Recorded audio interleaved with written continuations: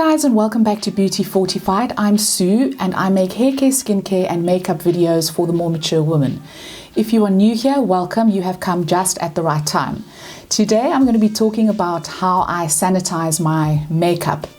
Now with makeup tools, for example brushes, you should be washing them at least once every 2 weeks, if not once a week. But with the onset of COVID, I have become very pedantic about my makeup. Makeup can be a breeding ground for bacteria. So I'm going to show you what I use and the way that I clean my eyeshadows, my blushes, my lipsticks, just to give you some idea of how it can be done and how it can be done quite easily and cheaply. So first of all, I use a solution that is actually a hand sanitizer, and this has got 70% alcohol in it, and you need to use anything from 70% alcohol upwards. Now this hand sanitizer has got very similar ingredients to a makeup brush cleaner that I use from Inglot, except that this one is 1/5 of the price. So now there's no better time than now to get your hands on some hand sanitizer. It's cheap, it does exactly the same job. You don't need to reach to expensive makeup brands to use their brush cleaner. You can use this, it's really exactly the same thing. So in between washing of brushes, I spot clean my brushes, and what I do is I just take a little bit of this spray and just spray it onto a cotton round. And then I just rub my brush against the cotton round, and this is great for just spot cleaning, you know, in between applications. But this is not a substitute for washing, so you still do need to wash your brushes on a weekly or, you know, every 2-week basis. But this is great and handy if you are just wanting to clean something off very quickly. Now I'm going to be talking about blush, eyeshadow, lipstick, lip gloss, but there are also some other obvious things, for example foundation. Now if you look at your foundation cap, I mean that can be quite a breeding ground for bacteria, because invariably when I put a pump of foundation into my hand, the bottle is touching my hand. So you really need to keep the cap nice and clean and make sure that that's sanitized. So again, I just take a little bit of the alcohol and I just make sure I just get into the spot where the little spout is and just rub it clean. So at least you know that any germs that have gotten onto that with application are off, and then you can just put the cap back on. So that's an easy one, that's quite an obvious one. Then going on to powders. Now using powder compacts, you know, there's a great chance of bacteria transfer. If you think about it, you're taking your powder brush every single day, you are dipping it into your powder. Well, this is actually a blush, but you then applying it and then dipping it back into the powder the next day, applying it again.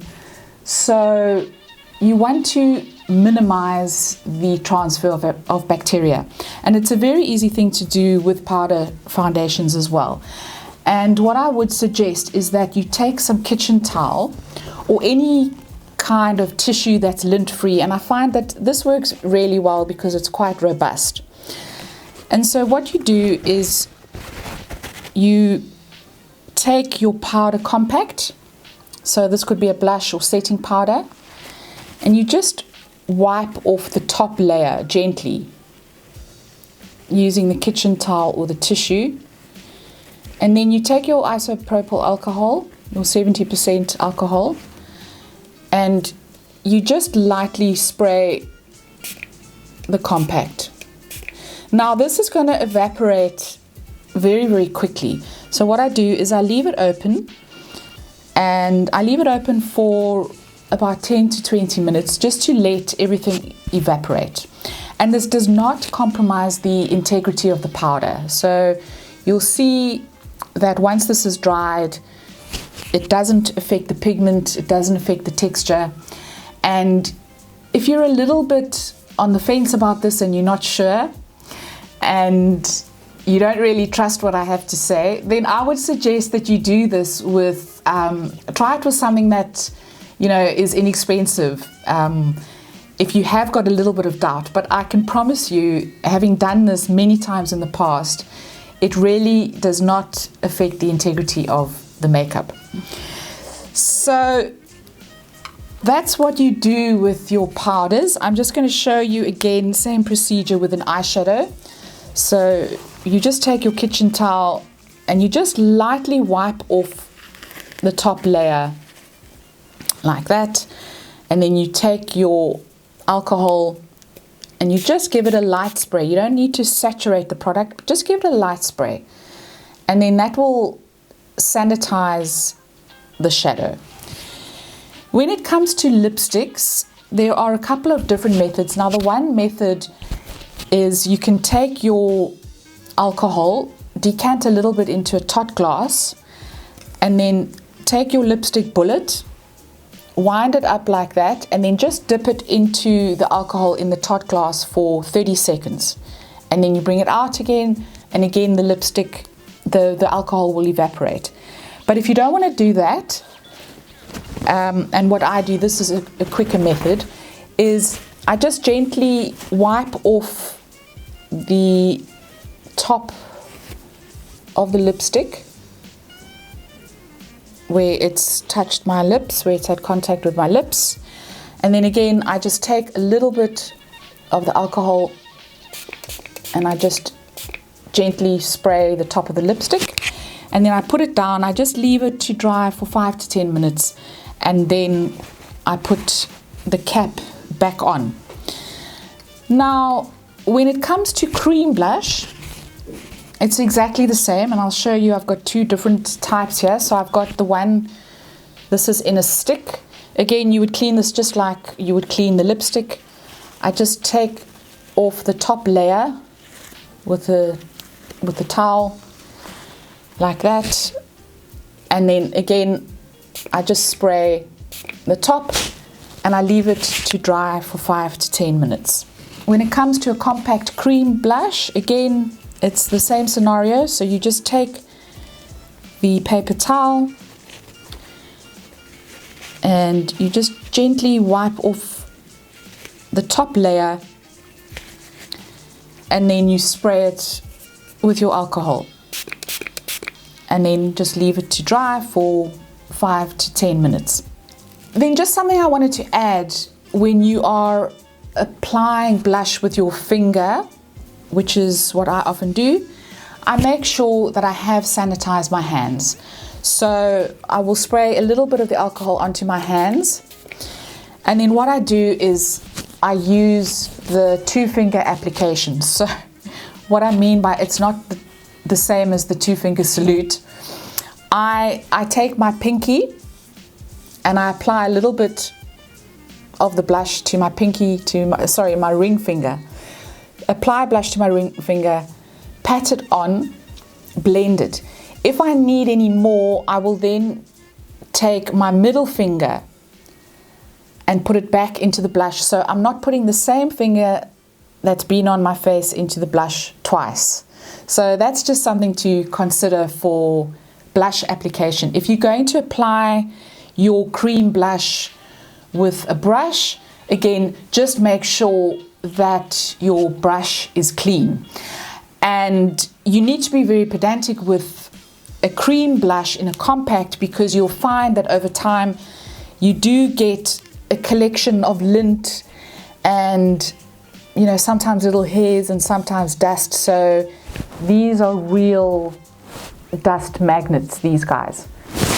When it comes to lip gloss, I have changed the way that I go about applying my lip gloss, and I'll tell you why. So generally your gloss comes looking like this with a doe foot applicator. And if you think about it, if you think about applying lip gloss every day, you're applying the doe foot straight to your lips, putting it back into the gloss, next day pulling it out, doing the same thing. So there is going to be some transfer of bacteria. So what I like to do is I take a small lip brush and I make sure that this is sterilized. Okay, so I spray my alcohol over this, and then I just go onto the doe foot and I take off the gloss onto both sides of the brush,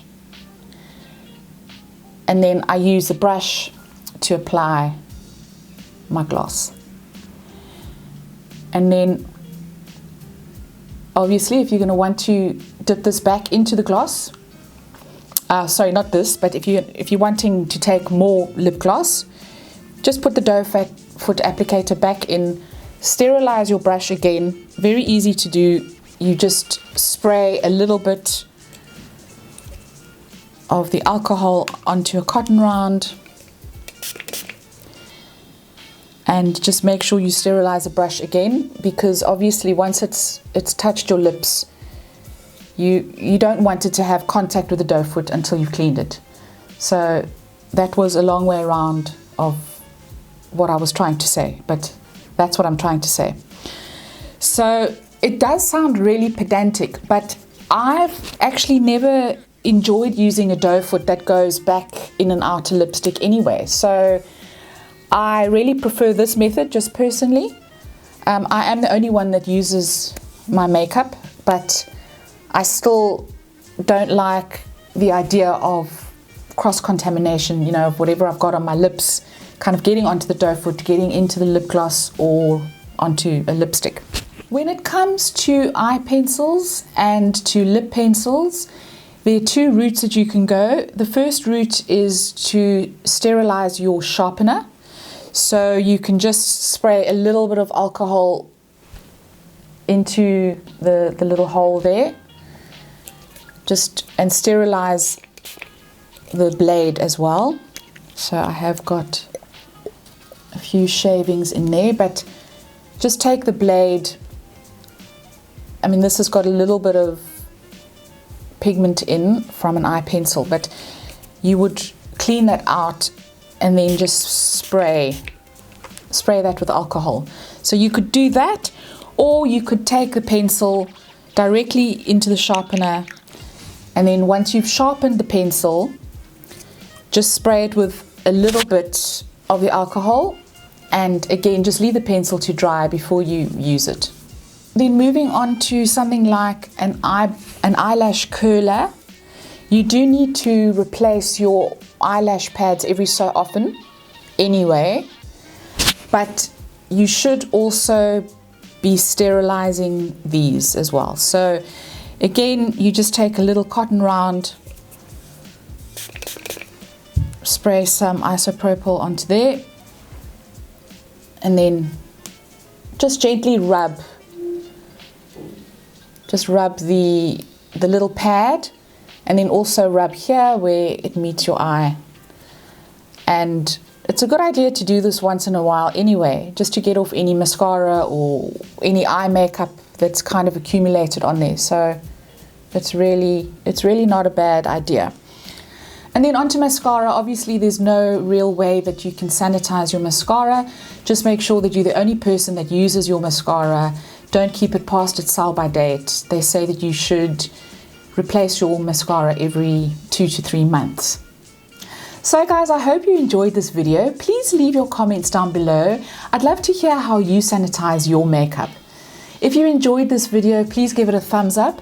Please subscribe, and I will see you next time. Ciao, ciao.